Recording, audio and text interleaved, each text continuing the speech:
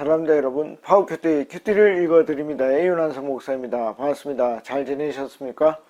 자, 오늘은 20분 동안 우리 성경을 깊이 정독하는 시간입니다. 자, 우리 시그니처 누르고 시작하도록 하겠습니다.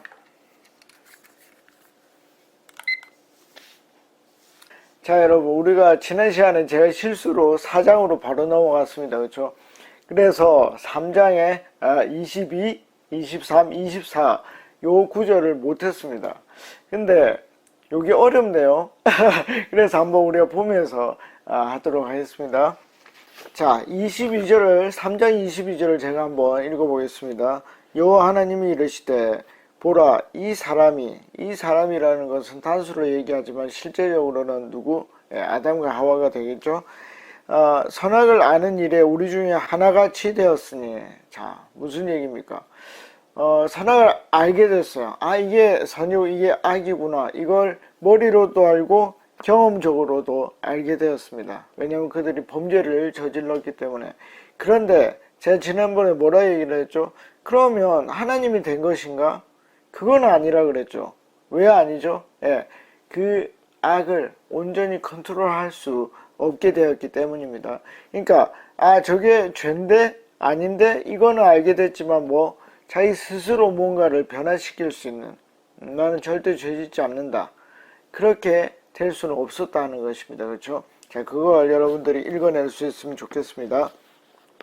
그가 그의 손을 들어 생명나무 열매를 따먹고 영생할까 하노라 하시고. 아멘. 자, 그러니까 뭡니까? 동산 중앙에 선악을 알게 하는 나무와 생명나무가 있었습니다. 그렇죠? 그래서 인간이 그걸 따먹고 살까봐 걱정한다, 이 말이죠.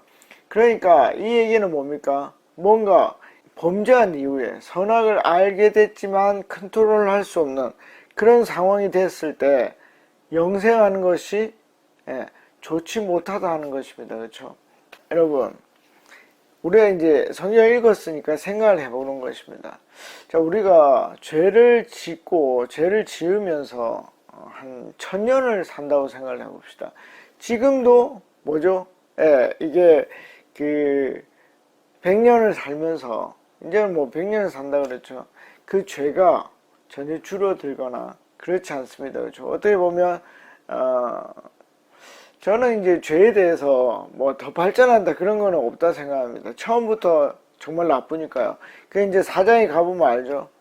가인이 아벨을 죽이죠. 그건 형제가 형제를 죽이는 것입니다. 그러니까 뭐 더 나쁘고 그렇게 될 건 없습니다. 그렇지만 이것이 어떻게 해요? 기술의 발전, 그런 것과 합쳐지면서 더 큰 죄가, 양적으로 더 큰 죄가 나올 수 있다 생각을 합니다. 그러니까 뭡니까? 우리가 죄된 삶을 가지고 있으면서 500년, 1000년 이렇게 살게 되면 어떤 일이 일어나겠습니까? 저는 그것이 굉장히 불행할 것이라고 생각을 합니다. 그런데 지금 어떤 일들이 일어나죠? 구글은 이제 인간이 500년 정도 살 수 있는 프로젝트를 이미 가동했죠.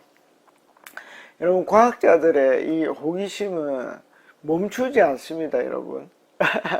그래서 이 생명 연장이 되고, 그 다음에 최근에 이제 제가 읽었던 어려운 책이 하나 있었는데, 그게 이제 노아의 종말입니다. 노아의 종말에 그 책의 핵심이 뭐냐면, 우리가 가지고 있는 이 염기사설, DNA, 이것이 무질서하게 변하는 거예요. 그러니까 원래는 아주 정돈되게 되어 있었는데, 점점 무질서해지면 그게 뭐가 된다고요? 그게 노화다. 그러면 뭘 하지 않으면 되죠? 그 무질서함을 그대로 처음과 같이 유지하면 사람은 늙지 않는다는 것입니다. 늙지 않으면 죽지 않는 일이 일어나겠죠. 자, 그러면 이 죄된 세상을 여러분들이 200년, 300년, 500년 살면 인간에게 과연 도움이 될까? 한번 생각해 보십시오. 저는 하나님과 같이 그것이 인간에게 좋지 못하다고 생각합니다. 어디에서 영원히 사는 게 좋을까요? Eternal life, 영생. 어디에서? 저는 죄가 없는 천국에서 영원히 사는 것은 굉장히 의미 있다고 생각합니다. 여러분, 많은 사람들이요, 아유, 왜 자꾸 다른 얘기가 나오는지 모르지만 천국에서 지루할 것이다 생각하는 사람들이 있습니다. 그쵸? 착한 사람들만 있으니까. 근데 그렇지 않습니다. 정말 제가 최근에 이제 제가 좋아하는 친구가 있는데, 그 목사님입니다. 목사님과 한 3일을 같이 있었는데 계속 즐거웠습니다. 되게 재밌죠. 예. 그러면 그분과 영원히 천국에서 지내면 재미가 없을까? 저는 계속 재밌을 거라고 생각합니다. 저희 집사람하고도 그렇고 저희 가족들하고도 그렇고 여기에 있는 모든 기독교인들하고도 그렇습니다.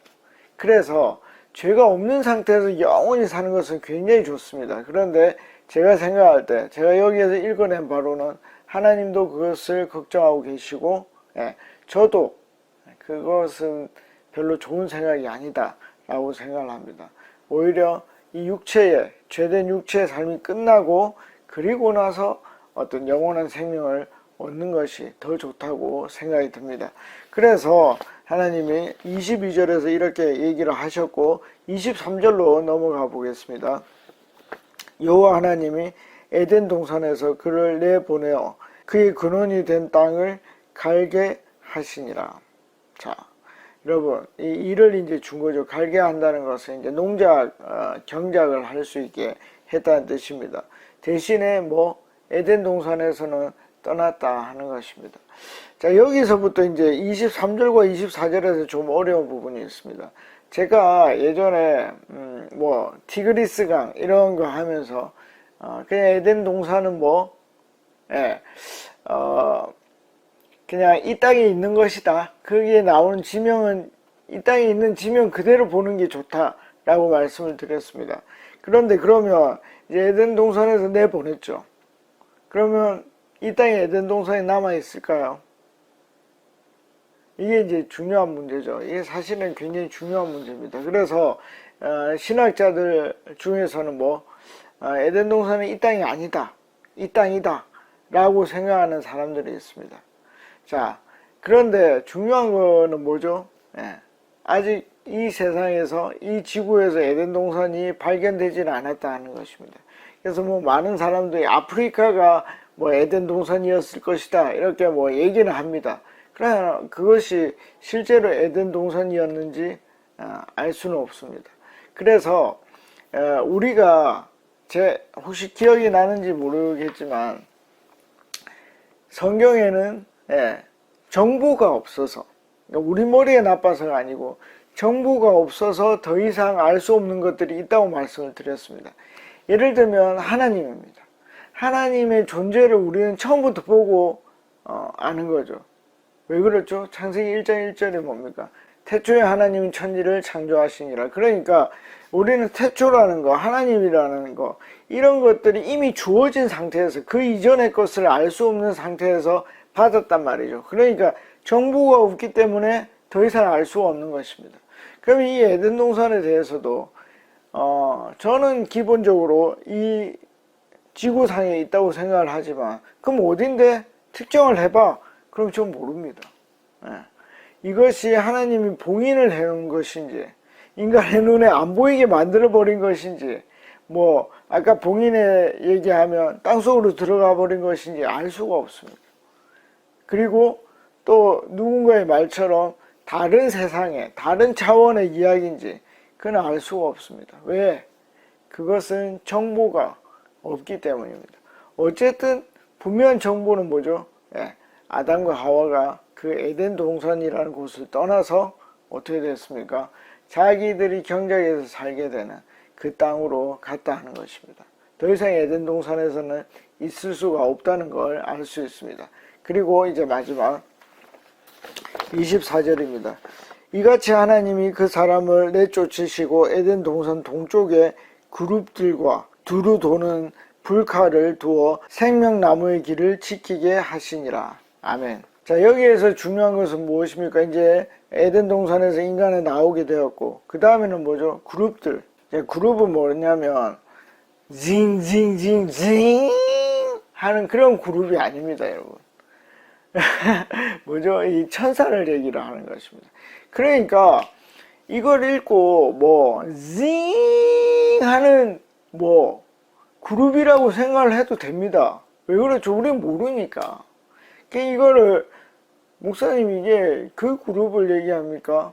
라고 물어봐야 돼요. 그래야 목사님이 천사들입니다 라고 얘기를 해줄 거 아닙니까? 그렇죠? 예. 그러니까 여러분 이런 걸 잘 알아야 돼요. 그 다음에 뭡니까? 여기 보면 두루 도는 불칼.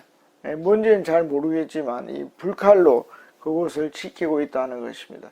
그러면 이것만 읽으면 어떻게 되죠? 예, 우리가 발견을 할 수 있고, 그렇죠? 생명나무를 발견할 수 있고, 그리고 뭡니까? 예, 그것에 접근을 할 수 없다. 이렇게 볼 수 있습니다. 그런데 실제로 뭐죠? 예, 생명나무를 발견한 사람이 없죠. 그냥 이거는 좀 재미난 얘기인데 그 인디아나 존스 같은 경우에는 뭐 마지막 성배나 그 다음에 뭐 언약궤 이런 걸 뭐 발견할 수 있다 뭐 이런 식으로 얘기를 합니다. 근데 실제로 그게 없죠. 이게 이제 가공된 이야기인데 그 인도에 이제 성자 뭐 선다싱이라는 사람이 있습니다. 이 선다싱은 주님이 살았을 때의 제자를 어떤 네팔인지 하여튼 히말라야인지 너무 옛날에 읽은 책이라 거기에서 이제 만났다고 얘기를 합니다. 그러면 이제 뭐 한 2000년을 산 거죠, 그 사람은. 그러면 죽음을 경험하지 않고 산 사람이 있다고 하고 그 다음에 선다싱은 그 사람을 만났다고 얘기를 합니다. 그거를 우리가 믿을 수도 있고 안 믿을 수도 있는 것입니다. 자, 무슨 말인지 아시겠죠? 그래서 보다 영적인 거를 여러분들이 믿고 싶으시다면 우리가 찾을 수도 있겠구나. 그 생각을 가지고 살아도 저는 상관이 없다고 생각합니다. 그런데 예를 들어서 이 공간이 우리 눈에 보이지 않게 인비지블하게 바꾸었다, 하나님이. 그리고 거기를 이렇게 막아 두셨다, 불칼로. 그렇게 해도 할 수 있고, 또 어떤 분들은 이거를 상징적인 것이다 라고 얘기를 할 수도 있습니다. 그러니까 실제로 이 일을 했지만 이것은 생명나무를 금지한 그런 것이다 라고 볼 수도 있습니다. 그 다음에 또 뭐죠? 자유주의 신학자들은 이런 얘기를 실제로 합니다. 뭐라고 얘기를 하냐면 이것은 뭐라고요? 설화다. 창조 설화다. 인간의 범죄까지. 그러니까 심지어는 다윗 왕조, 그때부터 이제 왕조실록이 나오니까 그 앞에까지는 다 설화다. 뭐 모세가 뭐 홍해를 건넌다든지 이런 모든 것들이 설화다, 이렇게 생각하는 사람도 있습니다. 그러나 그렇게 돼버리면 어떻게 되죠? 많은 부분이 설화로 남게 됩니다. 예를 들면 예수님이 물리를 걷죠. 설화죠. 이게 왜 그러냐 하면 인간이 관측할 수 없고 인간이 머리로 이해할 수 없기 때문에 그건 설화다라고 결정을 해버리는 것입니다. 그러니까 전 그게 좋지 않다고 생각을 합니다. 왜냐하면 우리가 경험하지 못하는 것들이 성경에는 많이 나옵니다. 그럼 그것이 과연 그 시대의 당사자, 예를 들면 아담과 하와, 그들은 이 선악과와 생명나무가 이렇게 불로서 그리고 천사들로서 가로막히는 장면을 보지 못했겠느냐? 저는 봤다고 생각을 하는 것이죠. 그래서 이게 이제 믿음의 영역이라고 보는 것입니다. 자, 굉장히 어렵지만 여러 가지 생각을 할 수 있는 것이고 당장의 답을 찾지 못하지만 저처럼 정리해 나갈 수 있습니다. 그런데 제가 왜 이걸 굉장히 어렵게 그냥 설명을 하느냐, 있는 그대로 설명을 하느냐, 여러분들이 깊이 생각을 하시고 결정을 해야 한다는 것입니다. 그 결정은 다음에 또 바뀔 수도 있습니다. 저는 많은 시간이 지나서 어떻게 결정을 했다? 그 당시에는 분명히 보였을 것이다. 그러나 지금은 어떻게 사람들이 찾지 못하도록 하나님이 어떤 조치를 취했을 것이다. 그럼 어떤 조치? 그것은 정보가 더 이상 없기 때문에 알 수 없다 라고 생각을 하고 여기까지 읽게 되는 것입니다. 자, 여러분들은 어떻게 논리적으로 정리하실 것인지 결정하시면 좋겠습니다. 자, 이제 4장 1절로 가보도록 하겠습니다. 아담이 그의 아내 하와와 동침하며, 이 자연 질서 시스템이라고 그랬죠. 이제는 하나님이 흙에서 사람을 만들어내지 않았습니다. 그렇죠. 하와가 임신하여 가인을 낳고 이르되 내가 여호와로 말미암아 득남하였다 하니라. 아멘. 자, 가인이 예뻤을까요? 예뻤죠. 너무 좋았을 것입니다. 그러니까 우리가 이제 전혀 모르면 상관이 없는데, 혹시 안다면 가인은 나쁜 사람의 표상이죠. 그래서 이 아이를 낳았을 때도 뭐 마음이 안 좋았을 것이다, 이렇게 생각할 수 있습니다. 그러나 전혀 그렇지 않습니다. 아마 엄청 기뻤을 것입니다. 자기를 닮은 사람이 태어났기 때문에. 자, 2절입니다. 그가 또 가인의 아우 아벨을 낳았는데 아벨은 양치는 자였고 가인은 농사하는 자였더라. 자, 여러분, 이 성경에는 항상 어떤 문제가 생기고 그것이 어떻게 풀리고 나중에 해결하고 그 결과에 대해 그 결과를 이제 해결하는 방법으로 나오는데, 자, 아벨과 가인의 어떤 직업이 나온다는 것은 이것이 나중에 어떤 문제로 발전할 수 있는 그런 소재가 된다는 것을 아시면 되겠습니다. 그러니까 목축을 하는 사람과 농사를 짓는 사람이 나왔습니다. 그 다음에 4장 3절, 세월이 지난 후에 가인은 땅의 소산으로 제물을 삼아 여호와께 드렸고. 자, 여러분, 세월이 지난 후에 이게 뭡니까? 그러니까 아주 평온하게 그냥 잘 살았다는 것입니다. 이것이 어느 나이까지 됐는지는 모르지만 어떤 특정한 일이 나오기까지 시간이 흘렀다 하는 것입니다. 최소한 뭐죠?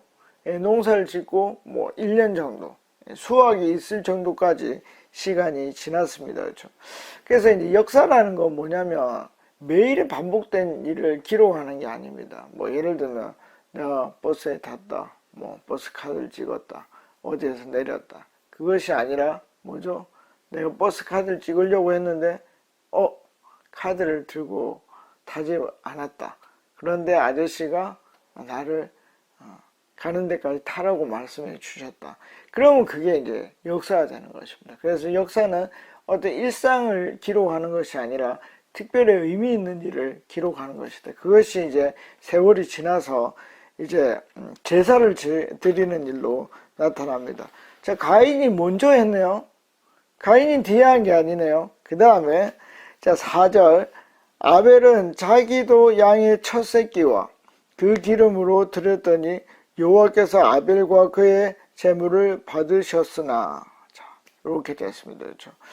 자, 여러분, 그러니까 가인과 아벨이 서로 이제 우리가 만약에 결과를 안다면 가인은 안 좋고 이제 아벨은 좋고 이렇게 되는데, 지금 이 상황에서는 가인이 먼저 하나님께 감사의 제사를 드렸고 그 다음으로 뭡니까?